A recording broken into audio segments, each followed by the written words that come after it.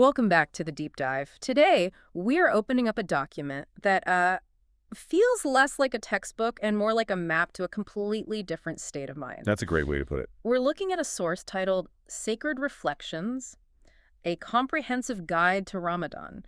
And Mhm. honestly, I think for a lot of people, when you hear Ramadan, the brain just goes to the headline, no food, no water, sunrise to sunset. That's certainly the part that grabs the most attention. It's the physical headline, for sure. Right.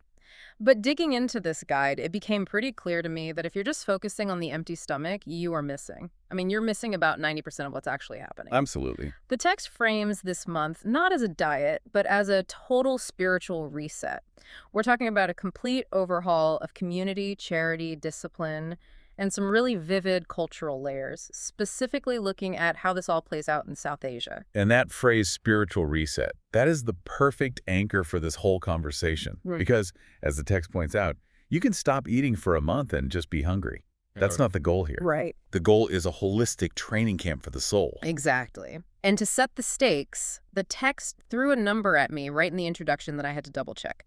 It mentions that this month contains a single night. Just one, believed to be more valuable than 1,000 months of worship. It's a staggering concept when you really think about it. It's the ultimate hook. I did some quick back-of-the-napkin math. That is roughly 83 years. Yeah. The text is essentially saying that one night of focused connection is worth an entire lifetime of effort. That is the night of power, or Laylat al-Qadr. And we will definitely unpack that, but I'm glad you started there because it explains the intensity described in the source. Okay. This isn't just a tradition people follow because their parents did. It's viewed as this high-stakes window of opportunity where mercy is abundant and, the rewards are multiplied exponentially. So let's ground this for a second. The text clarifies the basics right away. It uses the word Ramadan, but I noticed it also frequently uses Ramzan. Right, and that's a nice nod to the cultural lens of this specific guide. Ramzan is the Urdu pronunciation, which you'll hear noted in the text. It's the same month, the 9th month of the Islamic lunar calendar, but that Z sound kind of gives you a sense of the geography we're dealing with. Specifically Pakistan and parts of India. Exactly. And regarding that timing, why the 9th month? Why not the first or the last? It's an anniversary, basically. This Yeah. is the month when the Holy Quran was first revealed to the Prophet Muhammad. Ah, okay. So the fasting isn't random. It's a commemoration of that divine contact. That's why the text emphasizes that this is one of the 5 pillars of Islam.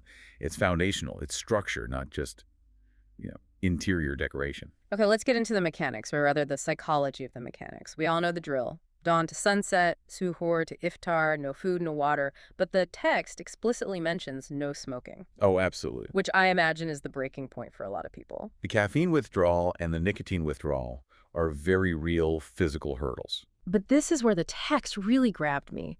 It talks about the rosa, the fast, but then it distinguishes that from what it calls the fast of behavior. Yes. And I thought this was fascinating. It's not just about what goes into your mouth, it's about what comes out of it. This is the critical nuance. The source is very, very explicit here. Abstaining from food is the baseline.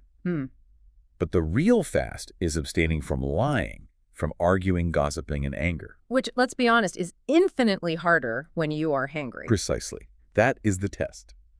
It's easy to be patient and kind when you've had your morning latte and a bagel. Sure. But can you maintain your character when your body is screaming for a fix? The text implies that if you starve yourself, but you're shouting at your coworkers or backbiting your neighbors, you haven't actually fasted. You just starve. You've just starved. Exactly. That distinction changes the whole vibe of the month for me. It turns it from just an endurance test into a mindfulness exercise. You have to constantly monitor your own impulses. Do I want to say this snarky comment? Yes. Can I? No, I'm fasting. It creates a heightened state of self-awareness. You are snapping yourself out of autopilot. The text describes it as disciplining the ego. Yeah. You are telling your body and your impulses, you are not in charge right now. I am. So let's fast forward to that moment of relief. The sun goes down. The text describes iftar not just as a meal, but as this wave of gratitude. And I love the specificity here. It mentions breaking the fast with dates and water. Which is the sunnah, the practice of the prophet. Right. It connects the modern believer to history. Every evening, you are mimicking the exact actions of the prophet from 1400 years ago. Yeah. It's a very grounding ritual before the real feast begins. And speaking of the feast, this is where that Ramzan pronunciation really comes into play. The text pivots to the cultural texture of Pakistan, and suddenly we're talking about comfort food. Yeah. Samosas, pakoras, fruit chat. It paints a very vivid sensory picture, doesn't it? It does, and there is one specific drink mentioned that seems to have a kind of cult following. Ru Afza. Yes, Rue Afza. Mhm. If you grew up in a South Asian household, that name just unlocks a core memory. Really? Oh yeah, it's a concentrated rose-flavored syrup, usually bright red, that you mix with water or milk. Rose flavored. That sounds intense. It is distinct. It's very sweet, very floral, and it's seen as cooling. The text notes it as a staple. For many, Ramzan just doesn't feel like Ramzan without that ruby red glass on the table. It's interesting how these specific culinary traditions get locked into the religious experience. It anchors the memory. But the guide also points out that the atmosphere shifts beyond just the dining table. It describes a change in the vibe of the entire society. You've got Ramzan bazaars, discounts on groceries, and this whole nightlife that emerges. It's an inversion of the normal day. The daylight hours might be slower, quieter, a bit lethargic, but the text describes the nights as vibrant. Markets stay open late, people are out shopping, there's a festive energy.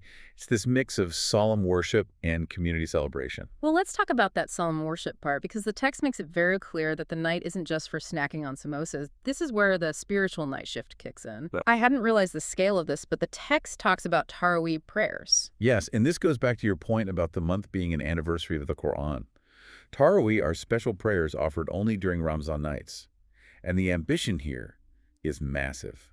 The goal in most mosques is to recite the entire Quran from cover to cover over the 29 or 30 nights. The entire book. That's a lot of recitation. We're talking about a book that is, what, roughly 600 pages long? Exactly. So imagine the scene the text describes. You've fasted all day, you've just eaten, and now instead of collapsing on the couch, you head to the mosque to physically stand, shoulder to shoulder with your community for an hour, maybe two, of just listening and bowing. That sounds physically grueling. It is a marathon. It requires stamina. But the text emphasizes the hum of the mosque, that collective energy. You aren't doing it alone. You're kind of carried by the person standing next to you. It's a really powerful act of communal solidarity. And all of this, the hunger, the behavior checks, the nightly marathon, it all seems to be building toward that climax we teased at the beginning. The night of power, Laylat al-Qadar. This is the peak. This is what the spiritual athletes are training for. But here's the thing that struck me in the text. It's a bit of a mystery hunt. You don't know exactly when it is. And that's the genius of the design. The text details that it falls within the last 10 odd-numbered nights. So the 21st, 23rd, 25th, 27th, or 29th. Which means you can't just mark your calendar for the big night, show up, clock out, and go home. Exactly. If you knew it was definitely the term 7th, you might slack off on the other nights. By keeping it hidden, it forces consistency. You have to treat every one of those last 10 nights as if it could be the one. The text describes these nights as just intense, extra prayers, deep supplication, seeking forgiveness. It's the final sprint of the race. It's funny, the text mentions that a lot of people believe it's the 27th, but that ambiguity really keeps you on your toes. It transforms the end of the month into a search rather than just a countdown. And that search is internal as much as it is external. You are looking for that moment of connection that, as we said, is worth a lifetime. I want to pivot to the so what of all this. We've talked a lot about the personal side, my hunger, my prayers, my behavior, but the text dedicates a huge chunk of space to the social impact, specifically empathy. This is one of the most powerful arguments the source makes. It asks, why hunger? Why this specific method of worship? And the answer is experiential empathy. Right. I mean, it's one thing to read a statistic about poverty. It's another thing entirely to look at a glass of water at 4 o'clock in the afternoon and know you can't drink it. It collapses the distance between you and the less fortunate. The text suggests that when you feel that pang in your stomach, it stops being a concept and it becomes a reality. And ideally, that physical sensation triggers a social action. The economics of generosity, as the text puts it. And I notice there's a clear distinction made between two types of giving, zakat and sadaqah. Yes, and understanding that difference is really key to understanding the economic engine of the month. Zakat is obligatory. It's a pillar of the faith, essentially a spiritual tax on your accumulated wealth, and it's often calculated and distributed during Ramadan to maximize the blessings. So that's the duty. That's the duty. Sadaqah, on the other hand, is voluntary charity. And the text notes that this just skyrockets during the month. People are looking for excuses to give. And there's that specific mention of the reward for feeding others at iftar. Yes. It creates this beautiful social loop. You fast to understand hunger. That understanding drives you to charity. That charity feeds the hungry. The text describes a community that is actively taking care of its own vulnerabilities. It really drives home the point that you can't be spiritual in a vacuum. Your spirituality has to have a tangible benefit for the person standing next to you. Exactly. And nothing illustrates that tangible benefit better than how the month ends. The grand finale, Eid al-Fitr. The festival of breaking the fast. The text completely shifts gears here. We go from all the discipline and the solemn nights to a full-blown party. New clothes, special prayers, family gatherings. It is a celebration of accomplishment. You've completed the course. The text just lists the joy. The food returns during the day. The community gathers in massive numbers for the Eid prayer. And Eid, that sounded like a really fun tradition. It is. It's usually cash gifts given to children or younger family members.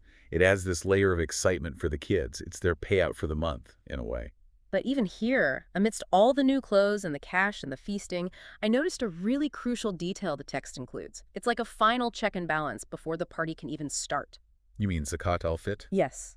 The text says this has to be given before the Eid prayer. This is profound. Zakat al-Fitr is a specific, smaller, charitable contribution required of every member of the household. The explicit purpose, according to the text, is to ensure that the poor can also participate in the celebration. That's the catch. You can't celebrate your victory if your neighbor is hungry on the feast day. It guarantees that Eid is a communal joy, not just an individual one. It effectively says nobody gets left behind today. So we've walked through the entire map. We've gone from the sighting of the moon to the daily struggle of the fast, the nightly marathon of prayers, the high-stakes search for the night of power, and finally, the communal release of Eid. When you step back and look at Sacred Reflections as a whole, Yeah. what's the big takeaway for you?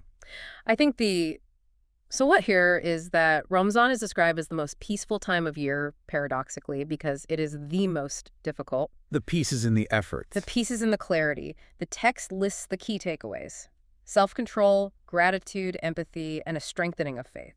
It's a boot camp for virtues. You strip away the distractions, the food, the smoke, the gossip, and you see what you're actually made of. It effectively proves to you that you don't need those things as much as you thought you did. You realize, I can actually survive without my constant snacking, or I can get through a day without snapping at my boss. And that realization is the reset. But that brings me to the thought I've been mulling over since I finished reading this. And it's a bit of a provocation. Go on. We talked about the fast of behavior. Training yourself not to lie, not to cheat, not to get angry. The text frames this whole month as a training ground. But the nature of a training ground is that you eventually leave it. That is the ultimate challenge, isn't it? The Day 31 problem. Exactly. It's relatively easy to be good when everyone around you is doing the same thing, when the schedule is flipped and the spiritual pressure is on. But what happens when the coffee returns? What happens when the lunch breaks come back and the office gossip starts up again? That is the question the text leaves us with, implicitly. If Ramadan is a school, do you retain the lesson? Can you sustain that fast of behavior when the explicit rules are gone? It seems like the true test of the month isn't actually the month itself, it's the 11 months that follow. I think you're right. The fasting proves you can change. The rest of the year asks, if you will. That is a heavy thought to leave us with, but a necessary one. It's been a fascinating journey through Sacred Reflections. It's certainly changed the way I'll look at a date or a glass of water for a while. It's a deep, rich tradition. Thanks for exploring it with me. And thank you to everyone listening. We will see you on the next deep dive.